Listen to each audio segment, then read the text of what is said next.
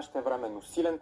Температурите ще са от 27-28 градуса в високите полета в югозападна България до 34-35 в югоизточните части и в София около 28. А и през следващото денонощие, освен в западна, вече и в централна България ще се задържи облачно. Валежите ще продължат, по-интензивни ще са все още главно в планинските и в западните райони.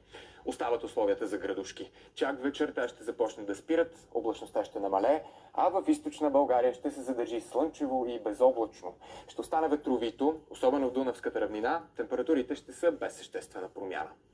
Слънчево ще е времето по Черноморието, там ще духа слаб, след обяд умерен вятър, посоката ще бъде от изток, максималните температури ще бъдат около 30 градуса. Температурата на морската вода е 26-27, а вълнението на морето ще е 2-3 бала. Планините. Там ще се развива купеста и купесто-дъждовна облачност. Краткотрайни валежи и гръмотевични бури се очакват главно в масивите от западна България.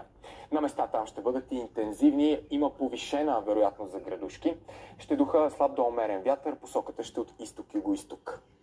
В сряда и в четвъртък отново ще бъде слънчево с временни увеличения на облачността, главно в планинските райони, и то само на отделни места ще превали за кратко.